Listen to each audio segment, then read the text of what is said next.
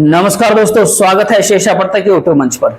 दोस्तों, इन दिनों महाराष्ट्र की राजनीति एक दिलचस्प मोड़ पर है, जहां पर एक और इंडिया अलायंस, इंडिया गठबंधन के क्षेत्रीय स्वरूप यानी महाविकास अघाड़ी के भीतर, एमवीए के भीतर सीटों का पिच केवल 20 से 25 सीटों पर फंसा हुआ है और वही करीब करीब 260 सीटों से प्लस सीटों का फैसला महाविकास अघाड़ी के भीतर हो चुका है, एनडीए गठबंधन के भीतर हो चुका है। वही महाराष्ट्र के सत्ताधारी महायुति, उसकी स्थिति बेहद खराब है। महायुति की बात करें तो अभी करीब करीब 200 से अधिक सीटें ऐसी है जिसके ऊपर अब तक फैसला नहीं हो पाया है कि कहां कौन सी पार्टी चुनाव लड़ेगी। भारतीय जनता पार्टी की कोशिश है कि महाराष्ट्र चुनाव में वो कम से कम 160-170 सीटों पर लड़े, कम से कम 150 प्लस पे लड़े और बाकी 110-20 सीटें जो बचे वो बाकी के सहयोगी दल पे चुनाव लड़े वहां।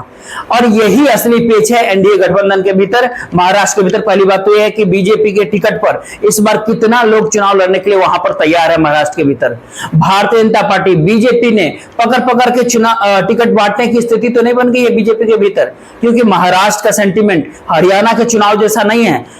कथित गुवाहाटी मॉडल, महाराष्ट्र के प्रोजेक्ट को उठा के गुजरात लेके जाना, शरद पवार और बाल ठाकरे की विरासत वाली पार्टी को तोड़ देना, दो खंड कर देना, और इन दोनों बातों के बीच मराठी अस्मिता के सवाल गुजरात लॉबी की राजनीति के भीतर हावी होने के बाद नए स्वरूप के भीतर भारतीय जनता पार्टी के सामने खड़ा हो रहा है। ये सब वो परिस्थिति होती है जो महाराष्ट्र की राजनीति के भीतर सब कुछ विद्यमान होता है और महाराष्ट्र की राजनीति इसी में फंसती है। उसी वक्त भारतीय जनता पार्टी के सहयोगी दल यानी महायुति के दो बड़े सहयोगी दल को कैसा लगता है कि यहीं पे कहते हैं ना कि लोहा गर्म है, हथौड़ा यहीं पे मार दिया जाए, पचक जाएगा। यानी ज्यादा से ज्यादा सीटें यहां पर झटक ले लिया जाए, पसंदीदा सीटें झटक ली जाए महाराष्ट्र के चुनाव में। इसके लिए माकूल वक्त कहीं ना कहीं उनको दिखाई पड़ रहा है इस वक्त। अब करीब करीब 125 सीट मांग रही है मुख्यमंत्री एकनाथ शिंदे के नेतृत्व वाली शिवसेना। करीब 80 सीटों 85 सीटों पर चुनाव लड़ने के लिए अजित पवार की पार्टी मांग रही है इतनी सीटें, और इन दोनों की बात अगर मान ली जाए तो तकरीबन 200 सीटें पर तो यही दो पार्टी लेकर के चले जाते हैं। और महाराष्ट्र के भीतर 288 विधानसभा की सीट है, तो क्या भारतीय जनता पार्टी केवल 80-85 सीटों पे चुनाव लड़ेगी? जाहिर सी बात है, व्यवस्था में भी ऐसी नहीं होनी है कि सिंधु गुट की सारी बात को मान लिया जाए, अजित पवार की सारी बात को मान लिया जाए। लेकिन वहीं पर एक सच्चाई तो ये भी होता है महाराष्ट्र की राजनीति के भीतर कि आखिर महाराष्ट्र के भीतर वो कौन सा मुद्दा या कौन सा चेहरा है जिसके सहारे महाराष्ट्र के भीतर चुनाव जीता जा सकता है और भारतीय जनता पार्टी चुनाव जीत सकती है। कमल चुनाव निशान मराठी मानुष के बीच किस तरह का स्वरूप लिया है, नहीं लिया है, ये बात बताने की जरूरत नहीं। कमल के अलावा जो दूसरे दो निशान हैं, एक उद्धव ठाकरे की पार्टी को तोड़ करके बनी हुई शिवसेना, एकनाथ शिंदे की शिवसेना जिसका नेतृत्व एकनाथ शिंदे कर रहे हैं महाराष्ट्र के भीतर, एक शिवसेना का जो दूसरा अजित पवार का चुनाव निशान होता है। और इन दोनों का क्रेडिबिलिटी खास तौर पे महाराष्ट्र की राजनीति में ज्यादा बची नहीं है। एकनाथ शिंदे की स्थिति ये होती है कि ठाणे जिले के 2 सीटों के ऊपर उनको प्रभावी माना जाता है, लेकिन वहां पर भी वो कितना प्रभावी है, कितना प्रभाव दिखा सकता है, ये बात कहा नहीं जा सकता है। अब इससे आगे निकल करके अगर देखिए तो आगे की परिस्थिति ये होती है कि भारतीय जनता पार्टी, बीजेपी अपने लिए मजबूत गढ़ का चुनाव कैसे करे महाराष्ट्र के चुनाव में। वो कौन से गढ़ होंगे महाराष्ट्र के भीतर? वो विदर्भ के भीतर भारतीय जनता पार्टी के लिए 14 और 19 जैसी परिस्थिति अब बची नहीं है, 2014-2019 के विधानसभा चुनाव जैसी। पश्चिमी महाराष्ट्र और मराठवाड़ा के क्षेत्र में बीजेपी खुद को कंफर्टेबल स्थिति में होती नहीं है। मुंबई में बीएमसी का चुनाव लगातार टलता रहा, मेयर तक नहीं चुना गया। तो क्या ऐसे में गुजराती पॉपुलेशन वाला उत्तर मुंबई के इलाका, नॉर्थ मुंबई का इलाका, पुणे महानगर का आईटी हब जिसमें ज्यादातर उत्तर भारतीयों के तादाद होते हैं, और इसके अलावा नागपुर शहर का कुछ इलाका, यही बीजेपी के लिए महाराष्ट्र के भीतर कहीं ना कहीं सेफ जोन बचा हुआ है। और वो अभी कितना सेफ है बीजेपी के लिए, ये बात अभी कहना मुश्किल होगा। बीजेपी का सामाजिक आधार बिखरा हुआ है। एकनाथ शिंदे के साथ सामाजिक आधार महाराष्ट्र के भीतर दिख नहीं रहा है। अजित पवार के साथ सामाजिक तो छोड़ दीजिए, पारिवारिक आधार तक नहीं दिख रहा है। तो इस तरीके के गठबंधन, इस तरह के 3 पहिए गठबंधन, 3 पार्टियों का गठबंधन, एनडीए गठबंधन, भारतीय जनता पार्टी, एकनाथ शिंदे की शिवसेना और इसके साथ साथ अजित पवार की एनसीपी पार्टी, इन तीनों के भीतर महाराष्ट्र के भीतर जनाधार का पता नहीं और सीटों को लेकर के लट्ठम लट्ठी तीनों के बीच। और सबको सीटें चाहिए, सबको भर भर के सीटें चाहिए। अधिकांश एमएलए के खिलाफ एंटी इनकम्बेंसी की बात होती है महाराष्ट्र के भीतर। ये बात उद्धव ठाकरे को भी पता है और ये बात एकनाथ शिंदे को भी पता है, ये बात शरद पवार को भी पता है, ये बात अजित पवार को भी पता है। बहुत सारे लोग जो कथित गुवाहाटी मॉडल के तहत टूट करके चले गए थे और भारतीय जनता पार्टी के साथ मिल गए थे, या ईडी मॉडल के तहत शरद पवार की पार्टी से टूट करके चले गए थे और भारतीय जनता पार्टी के साथ मिल गए थे। वो अपने अपने पार्टी के शीर्षस्थ नेता के पास वापस लौटना चाहता, लेकिन उनकी लौटने की स्थिति बन नहीं रही है। उनके लिए रास्ता खुला हुआ नहीं कि दोनों पार्टी के शीर्ष नेताओं ने एक तरीके से उनके लिए कहते ना सील लगा रखा है, ताला ठोक रखा है, इक्का दुक्का को छोड़ दो तो बाकी पे कहीं ना कहीं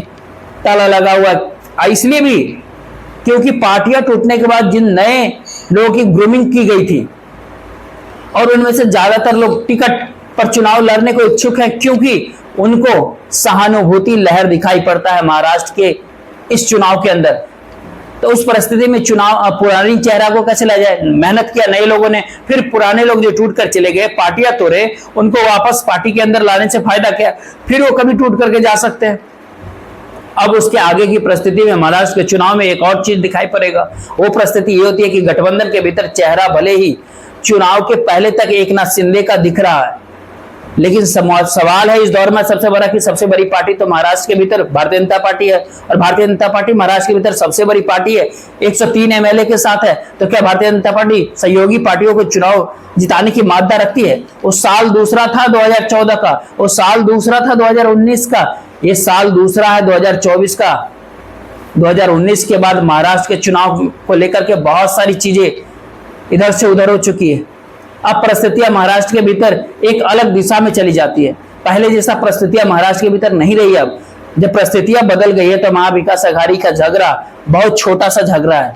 ये 20-25 सीटों पे जो अब खबरों में देख रहे होंगे कि नाना पटोले और संजय राउत या फिर शिवसेना या फिर कांग्रेस के बीच जो कुछ सीटों का विवाद है महाराष्ट्र के भीतर, वो एक गठबंधन के दरमियान सामान्य सी प्रक्रिया होती है। किसी भी गठबंधन है जहां पर 1-2 सीट पर झारखंड के भीतर चिराग पासवान को पार्टी को भी लिया, उसके लिए वहां पर झगड़ा हुआ, मशक्कत हुआ, कड़ी मशक्कत हुआ। जेडीयू के 2 सीटें पर जेडीयू लड़ रही है झारखंड के भीतर, वहां पर कड़ी मशक्कत होता है झारखंड के भीतर। यहाँ पर तो 20-25 सीटों का मामला होता है, जिसको कहते हैं ना गोदी मीडिया काफी बढ़ा चढ़ा करके इसको दिखाने की कोशिश करता है। लेकिन जहां पर 200 से सीटों से अधिक की पर मामला अटका हुआ है, फंसा हुआ है, तो उस पर गोदी मीडिया कहीं कुछ नहीं कहेगा। कहीं आप खबर नहीं देखे होंगे कि महाराष्ट्र के भीतर एनडीए गठबंधन के भीतर सीट शेयरिंग को लेकर के दरअसल बवाल मच रहा है, बगावत हो रही है। दरअसल आज के दौर में मौजूदा समय में जो महाराष्ट्र की तरफ से जो खबरें आ रही है, महायुति बिग बॉस के घर की तरफ कहीं ना कहीं सच कर तैयार हो गए, जहां पर हर पार्टी हर सदस्य एक दूसरे के खिलाफ कानाफूसी करना शुरू कर दिए और शक के निगाहों से देख रहा है एक दूसरे की तरफ। साथ भी रहना है और विश्वास का भी वातावरण है, सीटों को लेकर के भी रस्साकसी होती है, वोट बैंक खिसकने का भी खुद का डर होता है, और चेहरे को लेकर के भी सहमति नहीं जताई जाती है कि किस चेहरे पर चुनाव लड़ा जाए।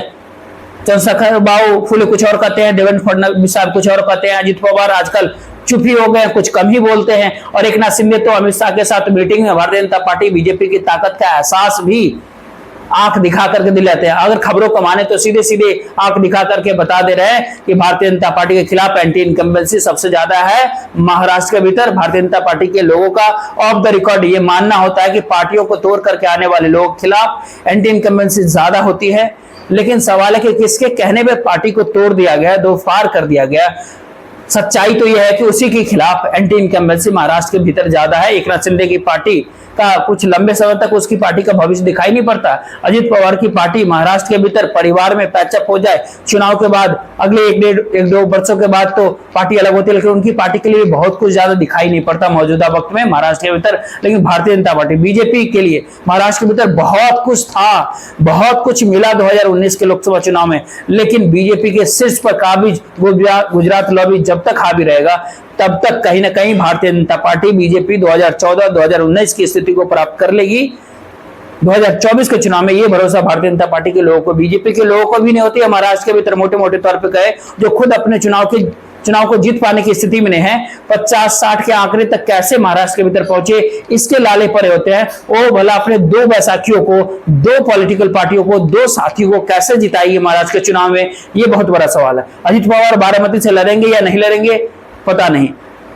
उनकी पत्नी लोकसभा का चुनाव 2024 में हार गए हैं, उनकी चर्चा होती है कि वो पुणे से लड़ सकती है। अजित पवार के लिए एक सीट की आनाकानी नहीं होगा, जहां से लड़ना चाहे वो लड़ सकते हैं, इस तरह की बातें होती है। लेकिन उनकी पासी एनसीपी को कितनी सीटें दी जाएगी लोकसभा चुनाव के 2024 में प्रदर्शन के आधार पर, ये सबसे बड़ा सवाल है। उनको एक सीट मिली थी, पूरे महायुति, पूरे एनडीए के भीतर सबसे बेहतरीन परफॉर्मेंस 2024 के लोकसभा चुनाव में एकनाथ शिंदे का था। लेकिन ध्यान दीजिए, वो उनके जनाधार की वजह से नहीं था। दरअसल उद्धव ठाकरे अपने सिंबल को महाराष्ट्र के जन जन तक नहीं पहुंचा पाए और राजीव कुमार का असली शिवसेना का दर्जा एकनाथ शिंदे को थमा दिया था। तो पाए पे चुनाव चिन्ह की गफलत में उनकी 4-5 सीटें बढ़ गई, ऐसा महाराष्ट्र के लोगों का मानना होता है। लेकिन उस घटनाक्रम को अभी करीब करीब 6 महीने बीतने को है। अब गफलत से आगे निकल करके अगर देखिए, सच्चाई का खेल होता है। उद्धव ठाकरे की पार्टी ने भी सबक सीखा है महाराष्ट्र के भीतर और राजनीति को नए सिरे से महाराष्ट्र के भीतर गढ़ने की प्रयास कर रहे हैं, अपने गठबंधन के भीतर भी, इंडिया गठबंधन के भीतर भी और महाराष्ट्र की जनता के भीतर भी। देखते रहिए होता क्या है। लेकिन महाराष्ट्र की राजनीति में महायुति के भीतर जो गुत्थम गुत्था होता है, जो बवाल होता है, जो बगावत होता है, एकनाथ शिंदे, अजित पवार, उसके बाद भारतीय जनता पार्टी, बावन फूले साहब, इन तमाम लोगों के बीच में जो खेल चल रहा है, जो बवाल है, जो गुत्थम गुत्था है, जो बगावत है, कहीं ऐसा ना हो कि महाराष्ट्र के विधानसभा चुनाव को वन साइडेड यानी एक तरफा बना दे। तो आने वाले वक्त में देखते हैं, जो कुछ भी होगा आपके सामने रहेगा। पूरे नामांकन की प्रक्रिया शुरुआत होने वाली है महाराष्ट्र के भीतर। धीरे धीरे सारी परतें परत दर परत खोलते जाएगी। झारखंड की लिस्ट भारतीय जनता पार्टी ने जारी कर दिया। महाराष्ट्र की लिस्ट में अभी और थोड़ा वक्त लगेगा, इस बात से कोई इनकार नहीं कर सकता है। फिलहाल के लिए इस वीडियो में इतना ही। नेक्स्ट वीडियो के साथ आपके सामने रूबरू होंगे। वीडियो को लाइक और चैनल को सब्सक्राइब जरूर कर लीजिएगा, साथ ही वीडियो को शेयर कर दीजिएगा। साथ ही आप अपना कॉमेंट बॉक्स में अपना राय जरूर लिखिएगा। जय हिंद, जय